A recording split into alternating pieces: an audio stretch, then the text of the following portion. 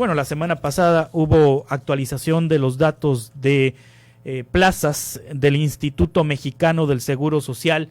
Entre marzo, abril y mayo se han perdido 32,000 empleos formales, 32,600 para ser precisos, empleos formales en el estado de Sonora, es decir, registrados ante el Instituto Mexicano del Seguro Social.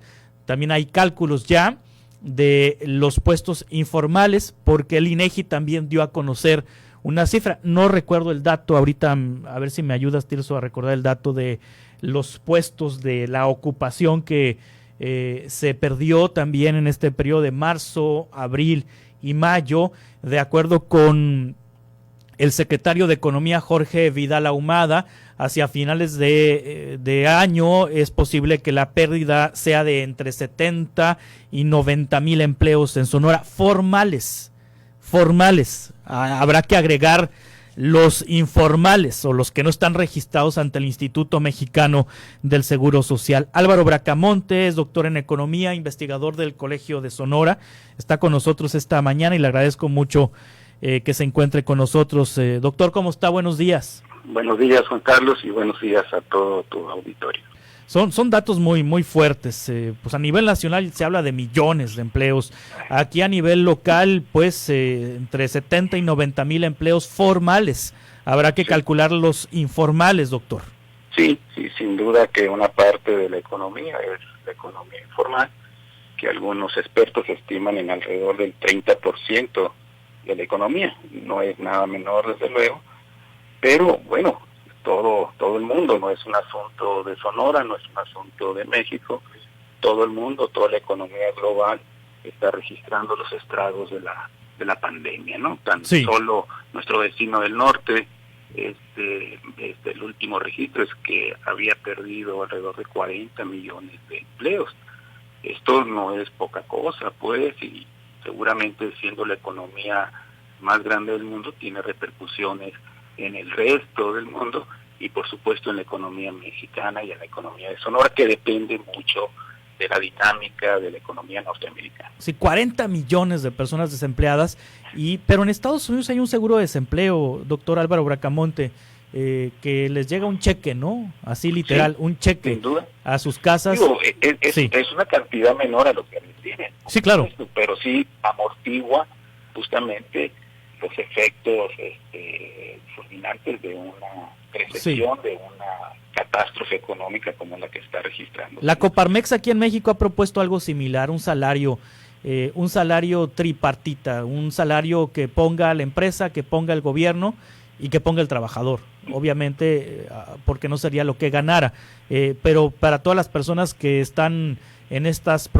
problemática, un salario vital le llaman. Sí, bueno, esta es una gran discusión que tenemos desde mucho tiempo atrás. Sí. México es quizá uno de los pocos países que no tiene ese recurso del seguro del desempleo cuando ocurre esta circunstancia, ¿no?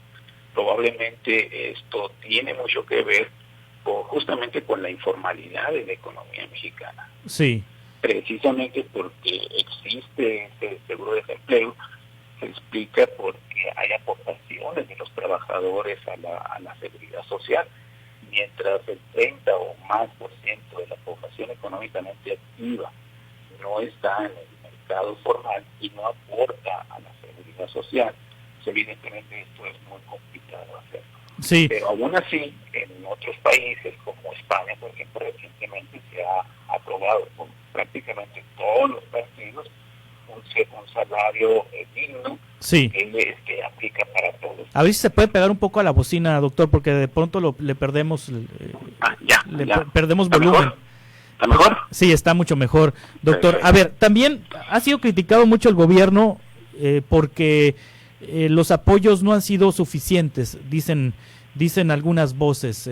Platicábamos hace unos días con una dueña de un café y me decía, pues yo ya tramité el crédito del Instituto Mexicano del Seguro Social, que son, si no me equivoco, 25,000 pesos, algo así. Tramité el crédito del Fidesón, pero pues me alcanzó para pagar un mes de renta y hasta ahí, que han sido insuficientes, que no ha habido sensibilidad por parte del gobierno federal para, por ejemplo, prorrogar el pago de impuestos, porque siguen llegando los cobros puntualmente.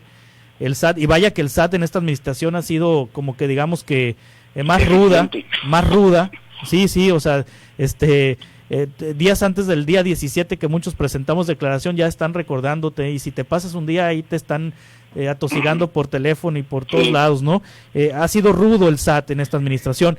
No ha habido, digamos que ninguna, no que dicen los empresarios, no es que no vamos a pagar los impuestos, vayamos a pagar los impuestos, los podemos prorrogar, que no ha habido ningún beneficio fiscal.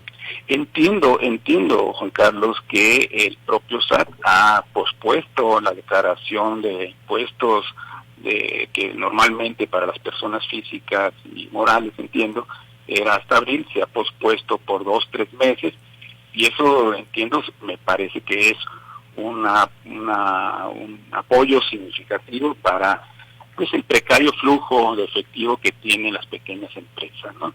En donde creo yo que debería de hacerse más y ser más agresivos es en esto que tú comentabas, el pago de la luz, el pago del agua, que a veces son, el gobierno federal no tiene las facultades para eso porque son atribuciones que le corresponden al Estado y al municipio, ¿no? Entonces, el problema que yo veo, y allí está una de las, digamos, insuficiencias que se advierten en los programas de apoyo, es la escasa coordinación entre los distintos niveles de gobierno.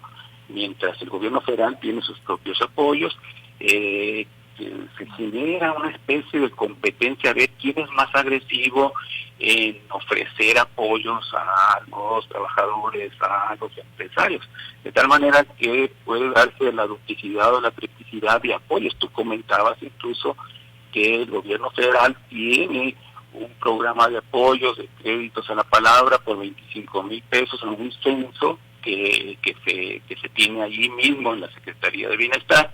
Otro apoyo un censo que quién sabe cómo lo hicieron, doctor, la verdad. Digo, lo hicieron con las patas, o sea, hace como 2 años. Es más, todavía ni era gobierno cuando hicieron ese censo, pues. Entonces está medio raro ese censo, ¿no? Bueno, existe un censo que ahí está y bueno,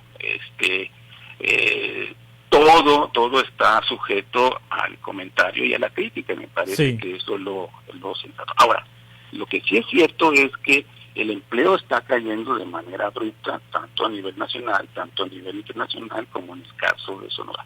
En este caso, Juan Carlos, nosotros hicimos un grupo de académicos en el colegio, hicimos a propósito de esta coyuntura tan complicada, hicimos una encuesta entre empresarios de Sonora. Sí. Encuestamos a 612 empresarios de Sonora, de los distintos niveles, pymes, medianas empresas, grandes empresas, para ver cómo les estaba yendo.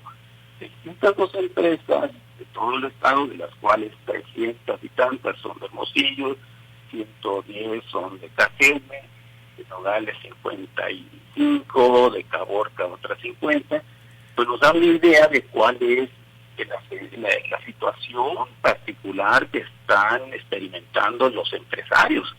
Y eso a mí me parece interesante porque te puede dar una idea de justamente qué es lo que está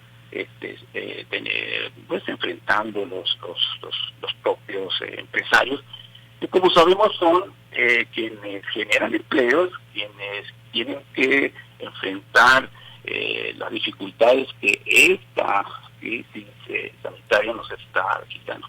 Y lo que tenemos son datos interesantes que vale la pena comentarlos, porque eso te da una idea de cuáles son las estrategias y las políticas precisas que se deben de hacer para mitigar, amortiguar los efectos de una circunstancia que no estaba prevista en absoluto a principios de año. Y desde luego te permite establecer unas coordenadas de coordinación justo de los distintos niveles de gobierno, ¿no? Entonces, creo que eso es lo que deberíamos de hacer y enfrentar esta circunstancia con datos. Si no hay elementos, si no hay datos, pues va a ser muy difícil y esto se va a politizar demasiado, porque mientras el gobierno federal hace sus propios proyectos de apoyo y son criticados, el gobierno estatal hace sus propios programas, sus planes de reactivación y también son insuficientes, aunque no tenga facultades para generar empleos como es el municipio, también está preocupado por la misma situación. Y es una preocupación que me parece fundamental porque estamos en una gran disyuntiva, Juan Carlos. A ver, ¿cuál es el momento en el cual la economía se debe de abrir, se debe de reactivar? Esa es una gran discusión que tenemos en este momento. Tan así que, pues como tú comentabas en los datos, los casos de contagio en Sonora, los casos de contagio en México, no han disminuido. La curva no necesariamente se ha aplanado como originalmente se previó o se hubiera deseado. Y entonces eso nos mete en una disyuntiva de cuál es lo que debemos de hacer. Mantener una estrategia que priorice la salud o definitivamente priorizar la economía, porque si la economía no se reactiva pronto, pues evidentemente los estragos de una economía que se está cayendo afectan el propósito original que se tenía de mitigar los efectos sanitarios, ¿no? Entonces esa es la gran disyuntiva a la que se enfrentan los gobiernos y que de lo que decidan hacer dependerá mucho la evolución tanto de la crisis sanitaria como de la crisis económica. Sí, muy bien, doctor Álvaro Bracamonte, le agradezco mucho su intervención esta mañana.